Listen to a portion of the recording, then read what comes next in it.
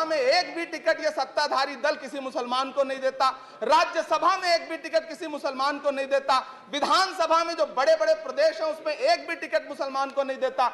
और वो 3 जो नाम के लोग थे, मुख्तार अब्बास नकवी साहब, एमजे अकबर साहब, सैयद जफर इस्लाम, उनको भी किनारे लगा दिया जाता है। ये कौन सा सबका साथ सबका विकास है? लाए गए इस रेजोल्यूशन के समर्थन में बात करने के लिए खड़ा हूं।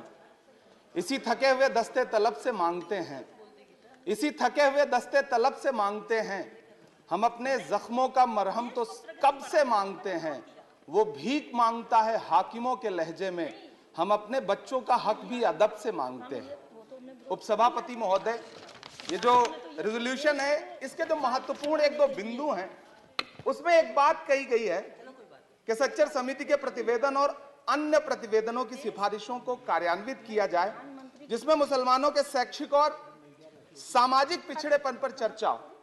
उद्धृत कर रहा हूं मैं इसे। दूसरा पॉइंट है कि छात्रवृत्ति और शैक्षिक कार्यक्रमों को बहाल किया जाए और सुधारा जाए जिससे उच्चतर शिक्षा भागीदारी में सुधार आए। मदरसों के आधुनिकीकरण की बात की गई। मुझे हैरत है, तभी राकेश सिन्हा जी बात कर रहे थे, अभी नहीं है शायद, कहीं चले गए हैं आसपास।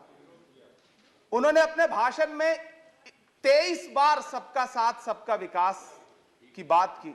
अभी गीता जी बोल रही थी, उन्होंने भी कहा कि सबका साथ सबका विकास का बजट आया है, लेकिन वो इसके, ये जो रेजोल्यूशन है इसके विरोध में क्यों है मैं समझ ही नहीं पा रहा हूं। अगर आप सबका साथ सबका विकास का दावा कर रहे हैं, सबका साथ सबका विकास के नारे लगा रहे हैं, तो अगर एक पर्टिकुलर एक कम्युनिटी जो जिस सच्चर कमेटी की सिफारिशों में यह तय हो गया है कि वो दलितों से भी बदतर स्थिति में है, उसका आर्थिक सामाजिक स्थिति ऐसी है, अगर उसके उत्थान के लिए कोई बिल बात कर रहा है तो फिर उसके विरोध में है क्यों? दरअसल ये वही मानसिकता है जो लगातार काम कर रही है, जिसके तहत अमृत काल में भी जो बजट पेश किया जाता है उसमें जो अल्पसंख्यकों का बजट है उसमें 38% की कटौती की जाती है और फिर कहा जाता है कि हम सबका साथ सबका विकास का दावा कर रहे हैं। ये कौन सा सबका साथ सबका विकास का दावा है? मदरसों के जो शिक्षक हैं उनका कई साल से उनको वेतन नहीं दिया गया है। हमारे पास उनके फोन आते हैं, वो कहते हैं कि हमारी बात सदन में उठाइए, हम भूखों मर रहे हैं, हमारे घरों में चूल्हे नहीं जल रहे। हम जब उनकी बात यहां करें तो विरोध, लेकिन बातें क्या हैं? सबका साथ सबका विकास, सबका साथ सबका विकास। एक नारा सुनाई पड़ेगा कि सबका साथ सबका विकास। ये कैसा सबका साथ सबका विकास है? मैं सदन से यह पूछना चाहता हूं कि यहां सत्र चल रहा है उपसभापति महोदय, और इसी संसद से महज 800 मीटर की दूरी पर जंतर मंतर पर खड़े होकर के कार्यक्रम आयोजित होता है अभी 4 दिन पहले, और एक व्यक्ति वहां खड़ा होकर के सीधे आह्वान करता है, सीधे आह्वान करता है। और सभापति उपसभापति महोदय, मैं पूछना चाहता हूं कि दिल्ली पुलिस उस पर कोई कार्रवाई नहीं करती, उल्टा जो मीडिया उसको दिखाने का प्रयास करती है उनको नोटिस भेजा जाता है। ये कौन सा सबका साथ सबका विकास है उपसभापति महोदय? ये हम बहुत गंभीर लोग यहाँ बैठे, मैं उच्च सदन में बैठा हूं, मैं यहाँ खड़ा होकर के कहना चाहता हूं, ये कौन सा सबका साथ सबका विकास है? उपसभापति महोदय, इसी दिल्ली में एक सांसद पाए जाते हैं, सत्ताधारी पार्टी के सांसद हैं, वो अपने कार्यक्रमों में सार्वजनिक मंचों पे खड़े होकर कहते हैं कि मुसलमानों का आर्थिक बहिष्कार करो। आप कह रहे हैं सबका साथ सबका विकास। कैसे होगा सबका साथ सबका विकास जब सत्ताधारी पार्टी के सांसद आर्थिक बहिष्कार की अपील करेंगे और उनके खिलाफ एक मामला तक दर्ज नहीं होता? प्रधानमंत्री जी अपने भाषणों में सबका साथ सबका विकास की बात करते हैं, लेकिन अफसोस है कि जब राजनीतिक तौर पर विकास करने की बात आती है तो लोकसभा में एक भी टिकट ये सत्ताधारी दल किसी मुसलमान को नहीं देता, राज्यसभा में एक भी टिकट किसी मुसलमान को नहीं देता, विधानसभा में जो बड़े बड़े प्रदेश हैं उसमें एक भी टिकट मुसलमान को नहीं देता। और वो 3 जो नाम के लोग थे, मुख्तार अब्बास नकवी साहब, एमजे अकबर साहब, सैयद जफर इस्लाम, उनको भी किनारे लगा दिया जाता है। ये कौन सा सबका साथ सबका विकास है? काहे का सबका साथ सबका विकास? ये नारा, ये दावा खोखला है। मैंने प्रधानमंत्री जी के भाषण सुने हैं, जब 3 तलाक पर बिल आ रहा था उपसभापति महोदय, तो प्रधानमंत्री जी कहते थे कि मैं अपने मुस्लिम बहनों को हक दिलाना चाहता हूं, उनके न्याय के लिए लड़ रहा हूं, ये बिल मैं उनके लिए ला रहा हूं। आपने भी सुना होगा वो नारा।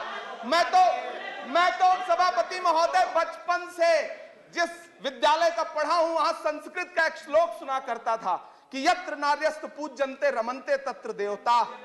मैं इसे सुना करता था उपसभापति महोदय। और फिर आज जब यहां सदन में खड़ा हूं तो मैं पिछले दिनों लाल किले से प्रधानमंत्री जी की, लाल किले की प्राचीर से वो भाषण, उनकी वो तकरीर भी सुन रहा था, जब वो कह रहे थे कि महिलाओं को बिना हक दिलाए देश आगे नहीं बढ़ सकता। जब वो लाल किले की प्राचीर से ये बात बोल रहे थे तो उस भाषण के महज 2.5-3 घंटे बाद उनके गृह राज्य गुजरात में बिल्किस बानो के आरोपी रिहा किए जा रहे थे। उसी दिन उन्हें माला पहनाया जा रहा था, उनका सम्मान किया जा रहा था। ये कौन सा सबका साथ सबका विकास है? उपसभापति महोदय, मैं तो आपसे कहना चाहता हूं कि जो प्रधानमंत्री जी का इंटरव्यू ले, जो फिल्मी स्टार, जो उनसे पूछे कि आप आम चूस के खाते हैं कि काट के खाते हैं, उसके लिए तो रेड कारपेट बिछा है।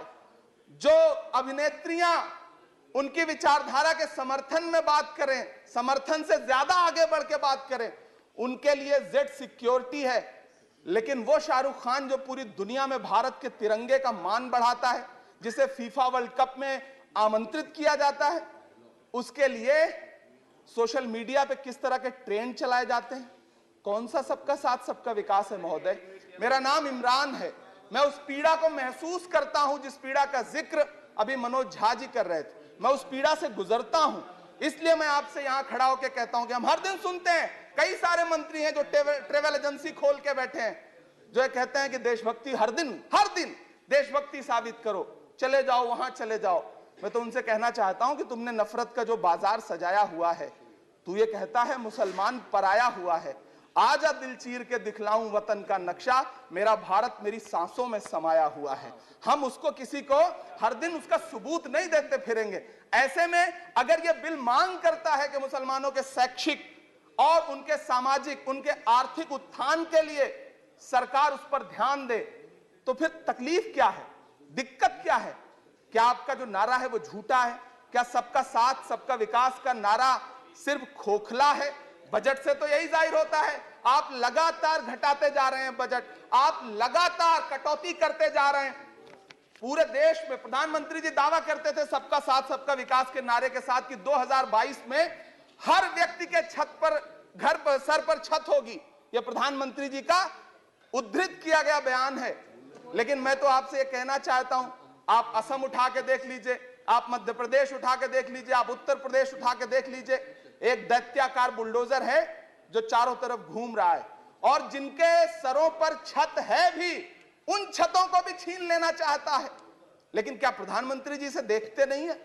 क्या भारतीय जनता पार्टी सरकार के जिम्मेदार नेता इसे देखते नहीं है कि वो बुलडोजर सिर्फ लोगों का घर नहीं कुचल रहा है, संविधान को कुचल रहा है, लोकतंत्र को कुचल रहा है। गुवाहाटी हाईकोर्ट की वो का स्टेटमेंट सुनिए आप, पटना के एक जज साहब का स्टेटमेंट सुनिए आप, फिर अदालतों का क्या काम रह जाता है? ऐसे में सबका साथ सबका विकास कैसे माना जाए? उपसभापति महोदय, मैं तो आपसे ये कहना चाहता हूं कि पूरी दुनिया में कहीं भी जब कोई अल्पसंख्यक सफल होता है, किसी उच्च पद पर पहुंचता है, तो हम सारे लोग, हमारे तमाम साथी खुश होते हैं। ऋषि सुनक जब प्रधानमंत्री बनते हैं तो भारत में जश्न मनाया जाता है, मुझे खुशी होती है। आप दुनिया के किसी दूसरे देश में अल्पसंख्यक अगर सफल होता है तो आप खुश होते हैं, मिठाइयां बांटते हैं। लेकिन अपने देश में अल्पसंख्यकों के खिलाफ किस किस तरह के नारे इसी दिल्ली और उसके इर्द गिर्द लगाए जाते हैं, क्या वो हम नहीं सुनते हैं? और अगर सुनते हैं, और अगर पाकिस्तान आपके लिए जिंदाबाद होगा, हमारे लिए हिंदुस्तान जिंदाबाद है, भारत जिंदाबाद है। मैं आपसे ये कहना चाहता हूं, आपसे ज्यादा देशभक्त हूं मैं भारत का इमरान हूं, मैं भारत का इमरान हूं महोदय, मुझे बोलने दें। बाहर भी नहीं बोलने देंगे, यहां भी नहीं बोलने देंगे, ये कौन सी प्रवृत्ति है? उपसभापति महोदय, मैं आपसे ये कहना चाहता हूं, ये जो साझी विरासत, अभी आदरणीय हमारे साथी राकेश सिन्हा जी बात कर रहे थे कि साझी विरासत अल्पसंख्यक बहुसंख्यक में बांटना नहीं है। मैं उनसे कहना चाहता हूं कि आदरणीय जरा सोशल मीडिया पे तो बहुत एक्टिव रहते हैं, रोज चैनलों पर भी बैठते हैं, चैनलों पे होने वाली डिबेट का स्तर देखिए। उसको रोकने के लिए हमारी सरकार रत्ती भर भी कोई कदम उठाना चाहती है? नहीं उठाना चाहती, बढ़ावा देती है। ये जो जहरीली बातें करने वाले चैनल हैं, उनके जो प्रमुख एंकर हैं, उनको सुरक्षाएं दी जाती हैं, उनको रोका नहीं जाता। कौन सा सबका साथ सबका विकास है?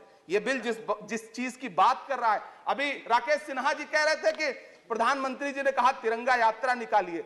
मुझे पूरा विश्वास है कि प्रधानमंत्री जी ने कठुआ के बलात्कारी के समर्थन में तिरंगा यात्रा निकालने के लिए कभी नहीं कहा होगा, लेकिन फिर भी निकली, लेकिन किसी ने रोका नहीं, किसी ने कोई आवाज नहीं उठाई। उपसभापति महोदय, दर्द बहुत सारे हैं, लेकिन ये जो रेजोल्यूशन लेकर के आए हैं उसमें जो शैक्षिक और आर्थिक बातों को उद्धृत किया गया है, मैं आपसे अनुरोध करूंगा कि इसे देखा जाए, इसे जांचा जाए। गीता जी कह रही थी अभी भारत जोड़ो यात्रा पे कि भारत टूटा कहां है। भारत टूटा नहीं है, भारत को कोई तोड़ भी नहीं पाएगा। भारत को तोड़ने का सपना देखने वालों को हमारी आदरणीय इंदिरा गांधी जी ने 2 टुकड़ों में तोड़ दिया था, बांट दिया था। भारत को कोई तोड़ नहीं पाएगा, लेकिन भारत देश में आर्थिक तौर पर, सामाजिक तौर पर जो बंटवारा करने की साजिश मौजूदा सरकार और सरकार के अनुषांगिक संगठन कर रहे हैं, जो अनुषांगिक संगठन कर रहे हैं, उनको रोकने के लिए सरकार क्या कर रही है। मैं अंत में इतना कहना चाहता हूं उपसभापति महोदय के यूपीए के शासनकाल के दौरान श्रीमती सोनिया गांधी जी के प्रयास से, डॉक्टर मनमोहन सिंह साहब के प्रयास से दलित और अल्पसंख्यक बच्चों के लिए फ्री रेजिडेंशियल यूपीएससी की कोचिंग शुरू की गई। हमने ये किया और इसी सरकार के दौरान एक टीवी चैनल ने एक प्रोग्राम बनाया जिसका नाम आपको पता है क्या रखा? यूपीएससी जिहाद। ये शब्द क्या इस देश में सुने जाने लायक है? लेकिन सरकार ने क्या किया, एक शब्द नहीं बोला। माननीय उच्चतम न्यायालय ने संज्ञान लिया, जब लोग उच्चतम न्यायालय गए तब वो कार्यक्रम रुक सका। ऐसे कार्यक्रम बनाए जा रहे हैं और सरकार कह रही है कि सबका साथ सबका विकास। उपसभापति महोदय, मैं अंत में आपसे इतना कहना चाहता हूं कि ये जो आर्थिक और सामाजिक आधार पर जो बहुत बड़ी खाई है, उसको पाटने के लिए ये जो रेजोल्यूशन लाया गया है, मैं इसका समर्थन करता हूं। तमाम वो शहर जहां अपना छोटा छोटा रोजगार है, जिनका जैसे मुरादाबाद का पीतल उद्योग, अलीगढ़ का ताला उद्योग, या देश में जो तमाम शहरों में बुनकर उद्योग है, इस सब की बढ़ोतरी के लिए, इनको आगे बढ़ाने के लिए, इन्हें संजोने के लिए ये बिल बहुत कारगर रहेगा। शैक्षिक तौर पे लोगों को आगे लाने के लिए बहुत कारगर रहेगा। तो मैं ये रेजोल्यूशन बहुत कारगर रहेगा। और मैं अपने सत्ता पक्ष के साथियों से कहना चाहता हूं कि रिश्तों की ये नाजुक डोरें तोड़ी थोड़ी जाती हैं, अपनी आंखें दुखती हों तो फोड़ी थोड़ी जाती हैं। हम भी इसी देश का हिस्सा हैं। हम आपसे अनुरोध करते हैं कि इस रेजोल्यूशन को संजीदगी से लिया जाए। मैं इसके समर्थन में अपनी बात रख रहा हूं। धन्यवाद।